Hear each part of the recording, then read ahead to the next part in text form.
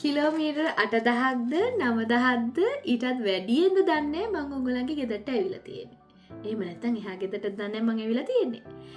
මෙහෙම එන්න පුළුවන්කම හම්බුනේ තාක්ෂණය නිසා. ඒගොල්ලන්ට මගේ කටහඬ ඇහෙනවා, මගේ මූණ පේනවා, අපිට දේවල් පේනවා. ඉතින් ඉස්සර නම් එහෙම කරන්න බෑ. හැබැයි දැන් එහෙම කරන්න පුළුවන් කමක් තියෙනවා තාක්ෂණය නිසා. ඉතින් තාක්ෂණය කියන්නේ ගොඩාක් පුළුල් මාතෘකාවක්. කිතුණු ඔබට කොහොමද මේක බලපාන්නේ? තාක්ෂණය අපිට ඕනද? තාක්ෂණය භයානකද? එහෙම නැත්නම් තාක්ෂණයෙන් අපිට ප්‍රයෝජනයක් තියෙනවද කියන ගැන තමයි අපි කතා කරන්න යන්නේ. මේකේ හැමදේම මම ගොඩක් දුරට දන්නේ නැතුව වෙන්න පුළුවන්. නමුත් දන්න ටික ඔබත් එක්ක බෙදා ගන්න මම කැමතියි. ඉතින් අපි කතා කරමු කිතුණු ඔබට කොහොමද මේක බලපාන්නේ කියලා. ඒකයි මේ රටට ආවහම අපි මෙල්වේ කියලා පොතක් තිබුණා. ඒ කියන්නේ මෙල්වේ එකෙන් තමයි අපි කොහේ හරි යන්න ඕන නම් අපි ඒක පාවිච්චි කරනවා. ඉතින් අපි යන්න කලින් මේ පොත කියවලා අපි යන තැන හරියට සිලෙක්ට් කරගන්නවා. ඊට පස්සේ සමහර පිටුවල තමයි අනිත් පාර තියෙන්නේ. ඉතින් හරි අමාරුයි. හරීම පාරවල් වරදිනවා මෙල්වේ එක මුලදී හරියට පාවිච්චි කරන්න බැරි වුණාම හරි අමාරුයි.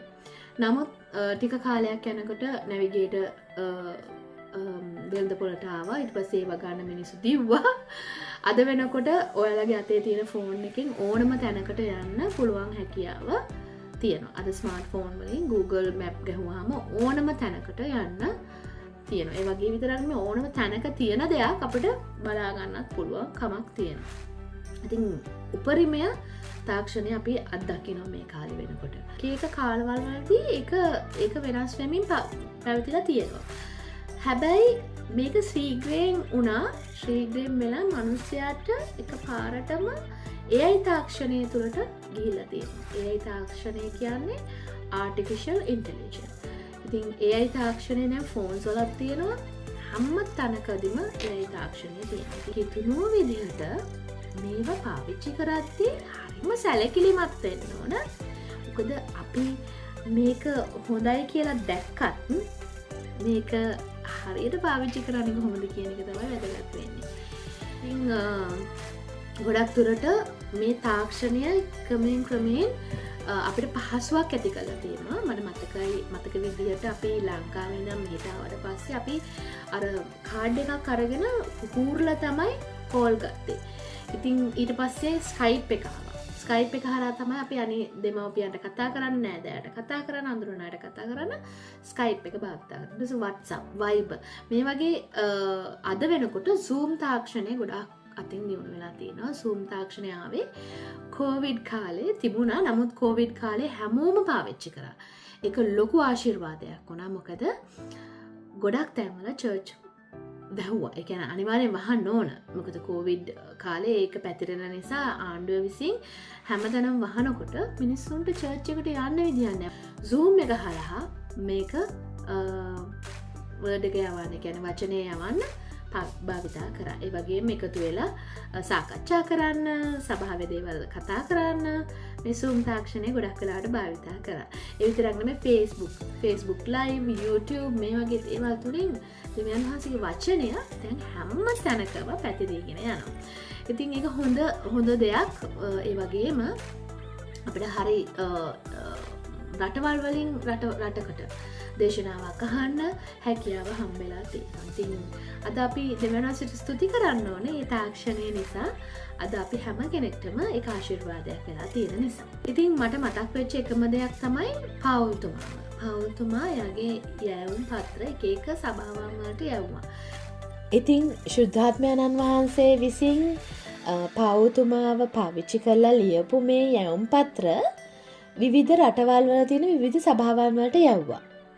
ඉතින් බලන්න මේ sannivedana ක්‍රමය ඒ කාලේ ඉඳන්ම පැවතුච්ච නිසා අද අපිත් ඒ යැවුම් පත්‍රවල සඳහන් කරන ලියකියවිලි වලින් අපිත් ආශිර්වාද ලබනවා.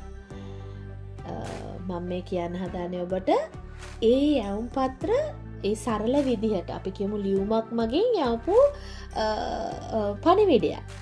ඒක එදත් පාවිච්චි කරා. දැන් අවුරුදු 2000කට පස්සේ අපිත් පාවිච්චි කරනවා.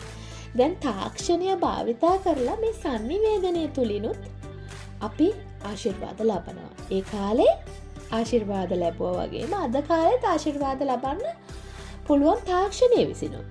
ඉතින් බලන්න ඒ යවුම් පත්‍රවල එක භාෂාවකින් ලියලා තියෙන්නේ. අද අපි සිංහල භාෂාවෙන් අපේ බයිබලේ ඒක බලනවා. ඉතින් ඒ වගේම තමයි තාක්ෂණය තුලිනුත් අපිට ආශිර්වාද ලබන්න හොඳ අවස්ථාවක් තමයි මේ sannivedanaye. ඉතින් අපි Zoom එකකින් හරි YouTube එකකින් හරි Facebook වලින් හරි අපි දේශනාවක් අහන්න පුළුවන් විවිධ භාෂාවල. ඉංග්‍රීසියෙන් අහන අයට ඉංග්‍රීසියෙන් අහන්න පුළුවන්. අපි මේවා හොඳ විදිහට පාවිච්චි කරොත්, අපි හරි දේවල් තෝරගෙන හොඳ විදිහට පාවිච්චි කරොත් ඒ තාක්ෂණය අපිට පුළුවන් ආශිර්වාදයක් ලබන්න. දැන් AI තාක්ෂණයෙන් ඕගොල්ලන් බැලුවොත් අපිට පුළුවන් මම ඔයාලට පෙන්නන්නම් කොහොමද කියලා. AI තාක්ෂණය භාවිතා කරලා අපිට ඕනම බයිබල් පදයක් අහන්න පුළුවන්. බයිබල් පදයක් අහනකොට එයා ඒක විස්තර කරන්න AI තාක්ෂණයට පුළුවන්. අද වෙනකොට ලෝකේ චර්ච් එකක් තියෙනවා. ඒ චර්ච් එකේ ජේසුස් වහන්සේව AI තාක්ෂණයෙන් ඒගොල්ලන් නිරූපණය කරලා තියෙනවා. ඉතින් ඕනම කෙනෙක්ට එයාගේ පසුත ඇවිල්ලා යේසුස් වහන්සේට ඇවිල්ලා මේ AI යේසුස් වහන්සේට ඇවිල්ලා කතා කරනවා. ඉතින් මේවා නිවැරදි දේවල් කියලා කියන්න නම් බෑ. මේවා හරි වැරදි දේවල්. ඉතින් මිනිස්සු වැරදි දේවල් වලටත් මේ AI තාක්ෂණය සහ තාක්ෂණය යොදාගෙන තියෙනවා. පවතුමා ඒ කාලේ ලියලා ඒ යවුම් පත්‍රය යවනකොට එක එක්කෙනාගේ අතේ කාලයක් ගියා මේක යන්න. ඉතින් සභාවල් වලට යනකොට ඒ කාලෙන් ඒ රටවල් වලින් පව කරලා යන්න ඕනේ. දැන් අද තාක්ෂණය මේ වෙනකොට මට අවශ්‍ය පණිවිඩය යවන්න මේ තප්පරෙන් මට පුළුවන්. ඒක නම් ඒ සැනින් බැලුවොත් ඒකට උත්තරේ හම්බෙලත් ඉවරයි. එහෙම නැත්නම් අපිට වොයිස් මැසේජ් එකක් වුණත් යවන්න පුළුවන්. අනුමාන වීඩියෝ එකක් අපිට යවන්න පුළුවන්. වීඩියෝ කෝල්, වීඩියෝ මේ වගේ බැලුවොත් ඉතාමත්ම තාක්ෂණය අතින් දියුණු වෙලා තියෙනවා. ඉතින් හැම දෙයකින්ම හොඳ සහ නරක දෙකම තියෙනවා. අපේ දේ තමයි අපිට දෙවියන් වහන්සේ දීලා තියෙනවා තෝරා ගැනීමක්. අපි මේක කළ යුතුද නැද්ද කියන එක. Hey Gemini, do you know about the paralyzed man near the pond in the Bible? And what is the Bible verse? Yes, I do. The story of the paralyzed man is found in the Gospel of John, chapter 5, verses 2 to 9. It's a pretty powerful story about faith and healing. Would you like me to tell you more about it? Yes. Great. So in the story, Jesus is visiting Jerusalem and goes to a pool called Bethesda. This pool was believed to have healing powers, and many sick and disabled people would gather there, hoping to be healed. මේ වගේ AI තාක්ෂණය යොදාගෙන අපිට බයිබලයේ තියෙන දේවල් ඉක්මනින් හොයාගන්න පුළුවන්. හැබැයි මේවා සම්පූර්ණයෙන් පාවිච්චි කරන්න ගත්තොත් අපේ ආත්මික ජීවිතේ වර්ධනය කරගන්න බැරි වෙනවා. ඉතින් මේවා හැම දෙයකටම හොඳයි කියලා කියන්න බෑ. තාක්ෂණය දියුණුවත් එක්ක අපි වැඩි අවධානයක් යොමු කරන්න ඕනේ අපේ ළමයිට.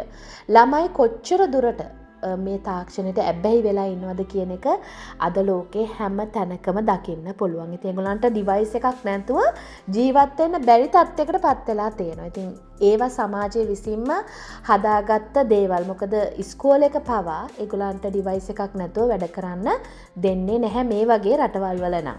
ඉතින් අපි අම්මලා තාත්තලා විදිහට දැනුවත් වෙලා ඉන්න ඕනේ මේ අයව කොහොමද මේ වලින් පරිස්සම් කරගන්නේ කියලා.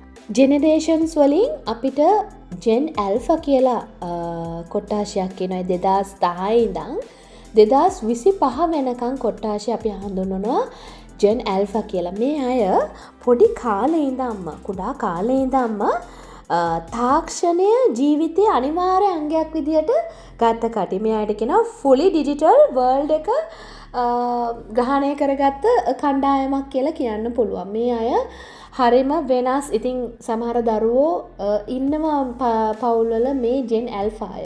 ඉතින් ඒගොල්ලොත් එක්ක කතා බහ කරද්දී ඒගොල්ලන්ගේ සමහර වචන වෙනස්, ඒගොල්ලන් හැසිරෙන විදිය වෙනස්. ඉතින් හරිම අපහසු තත්ත්වයක් දෙමව්පියෝ දරනවා මේ අයත් එක්ක ඉන්නකොට. මොකද අපේ කාලේ විදිහට නෙමෙයි මේගොල්ලන් හැසිරෙන්නේ. ඉතින් මේගොල්ලෝ තාක්ෂණයත් එක්ක වෙනස් වෙච්ච පළවෙනි පරම්පරාව කියලා කියන්න පුළුවන්. My name is Teen as a Sephora kid. Seriously, let's get something straight about Sephora kids. This is Glow Recipe Watermelon Toner. Some of us are actually not rude. Glow Recipe ඔගොල්ලෝ මේ දකින්නේ generation alpha වල පොඩි ගෑනු ළමයෙක්. ඉතින් මේ ළමයා සෝෂල් මීඩියා වලට ගොඩාක් ඇබ්බැහි වෙච්ච ළමයෙක් කියලා පේනවා. එයාගේ හඳුන්වන්නේ සෆෝරා කිඩ්ස් කියලා. ඉතින් ගෑනු ළමයි ගොඩක් වෙලාවට මේ ට්‍රෙන්ඩ් එකට සෝෂල් මීඩියා වලට ඇබ්බැහි වෙලා ඒක ගොඩක් අපහසුතාවයකට දෙමව්පියෝ පත් වෙලා තියෙනවා කියලා කියනවා. ඉතින් ඒ වගේම බලන්න මේ වීඩියෝ එකෙන් පෙන්නනවා ඒ අය කතා කරන්නේ කොහොමද කියන එක. Suspicious. Sus. Honestly. FR. For real. That's it. Period. Showing off. Flexing. Shocked. Shook. Excuse me. Excure me. Charm. Riz. Cool.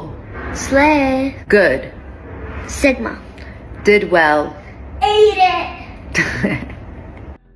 ඒ විතරක් නෙමෙයි මේ තාක්ෂණය දියුණුවත් එක්කම මේ ජෙනරේෂන් එකේ අය පොඩි කාලේ ඉඳන්ම ඩිවයිසස් වලට පුරුදු වෙලා තියෙනවා. අඩුම ගානේ ටීවී එක හරිය පැය ගාණක් ඉස්සරහට වෙලා බලන්න පුරුදු වෙලා තියෙනවා. එක්ක ෆෝන් එක, ටැබ් එක මේක දැන් හරි අමාරුයි දෙමව්පියන්ටත් වළක්ව ගන්න. ඉතින් මේක දුන්නේ නැත්තම් සුයිසයිඩ් කරන තත්ත්වයටම පත් වෙනවා. ඉතින් මේ ව්‍යාකූලතාවයෙන් බේරෙන්න ළමයිව මේ වලින් ඈත් කරලා අපි දැනගන්න ඕන දෙවියන් වහන්සේට ලං කරන්න.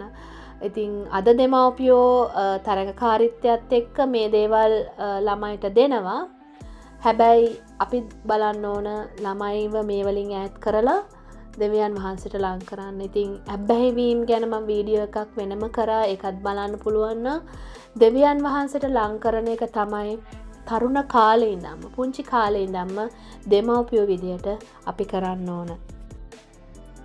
හිතෝපදේශ 22:6 කියනවා දරුවෙකු සුදුසු මාර්ගයේ පුහුණු කරන්න. එවිට ඔහු වයස්ගත වූ කලත් එයින් අහක නොයන්නේය. ඔව් අපි දන්නවා මේ කාලේ ළමයි මේවට ඇබ්බැහි වෙලා ඉන්නවා කියලා. හැබැයි දේ වචනේ වෙනස් වෙන්නේ නැහැ. දරුවෙක්ව හරි මාර්ගය අපි පුහුණු කරා නම් හරි මාර්ගය තමයි දෙවියන් වහන්සේගේ මාර්ගය. ඒ මාර්ගයේ අපි පුරුදු පුහුණු කරා නම් එයාට ඒක යන්න කවදාකවත් එයාගේ වයස් කාලයේදී ඒව තුලින් ඉවතට යන්නේ නැහැ කියලා දේ වචනේ කියනවා. තව දෙයක් තමයි මේ තාක්ෂණය මගින් හැම කෙනෙක්ටම ඕන දෙයක් දාන්න පුළුවන්. ඉතින් ඒ නිසා මේ තාක්ෂණය භාවිතා කරලා එහෙම නැත්නම් අපි කියනවා ඔය සෝෂල් මීඩියා පාවිච්චි කරලා බොරු ගුරුවරු පවා ඒගොල්ලන්ගේ වීඩියෝස් ප්‍රොමෝට් කරනවා ඒවා ඉහළට යන්න. ඒවා බලන අය වැඩිපුර ප්‍රමාණයක් බලන්න ඒගොල්ලෝ සලස්වන්න පුළුවන්. ඒක මුදල් ගෙවලා කරනවා. ඒ නිසා මිනිස්සු දන්නේ නැහැ මේක අපිට කොහොමද ආවේ කියන එක. නමුත් මුදල් ගෙවලා පුළුවන් මේගොල්ලන්ට ප්‍රොමෝට් කරන්න. එතකොට වැඩි ප්‍රමාණයක් මිනිස්සු මේක බලනවා. බලන ප්‍රමාණය අනුව මේගොල්ලන්ගේ වීඩියෝස් උඩට යනවා. ඉතින් ලේසියෙන්ම මේ වගේ ප්‍රොමෝට් කරලා මිනිස්සුන්ව මුලාවේ දාන්න හරිම ලේසි. දැන් මේ තියෙන්නේ TikTok account එකක්. ඒකෙන් අපිට පෙන්වන්න පුළුවන් 7800ක් views ගන්න. එහෙම නැත්නම් 7800ක ප්‍රමාණයකට බලන්න $42යි ඒගොල්ලන්ට වැය වෙන්නේ. ඉතින් එක එක රටවල් වල amounts වෙනස් වෙන්න පුළුවන්. ඒ වගේම කොච්චර ඩියුරේෂන් එකක් යන දවස් දෙකක්ද මේ වීඩියෝ එක පෙන්වන්න ඕන, දවස් 3ක්ද, එකක්ද, මේ වගේ කාල පරිච්ඡේදයක් අපිට පෙන්වලා තියෙනවා. ඒ විතරක් නෙමෙයි අපිට තෝරන්න පුළුවන් මේක බලන්න ඕන කවුද කියන එක. ඕඩියන්ස් එක ගෑනු අයද පිරිමි අයද නැත්නම් දෙගොල්ලොමද, ඒ වගේම ලොකේෂන් එක කොයි රටවල් වල කොයි ප්‍රදේශවල වලද, මේ වගේ දේවල් අපිට තෝරන්න පුළුවන්. ඒ විතරක් නෙමෙයි මේගොල්ලන්ගේ ඔප්ෂන් එකක් තියෙනවා සිලෙක්ට් කරන්න ටාගට් ඕඩියන්ස්. ඒ කියන්නේ අපි හිතමු අපි এডুকেෂන් එකක් නම් මම වීඩියෝ එකේ දාන්නේ. මේක ක්ලික් කරාම අර এডুকেෂන් බලන අයට මේක යනවා. උදාහරණයක් විදිහට හිතමු මම හැම වෙලේම ක්‍රිස්තියන් වීඩියෝස් බලනවා. නමස්කාර ගීතිකා, ඒ වගේම දේශනා, ඒ වගේ අහන කෙනෙක් නම් TikTok වල හරි වෙන්න පුළුවන්, YouTube එකේ හරි වෙන්න පුළුවන්. ඒගොල්ලෝ ප්‍රොමෝට් කරලා තියෙනවා නම් මේ ක්‍රිස්තියන් බලන අයට මේක යවන්න අර වීඩියෝස් අපිට ඇහැට ගැටෙන්න පුළුවන්. ඒ නිසා අපි හරි පරිස්සම් වෙන්න ඕනේ. අපි මොනවද මේ සෝෂල් මීඩියා වලින් බලන්න ඕන නැත්තේ කියන එක. එහෙනම් ඊළඟ වීඩියෝ එකෙන් අපි ආයි තව දෙයක් කතා කරමු. ඔබ හැමෝටම ජේසු පිහිටයි.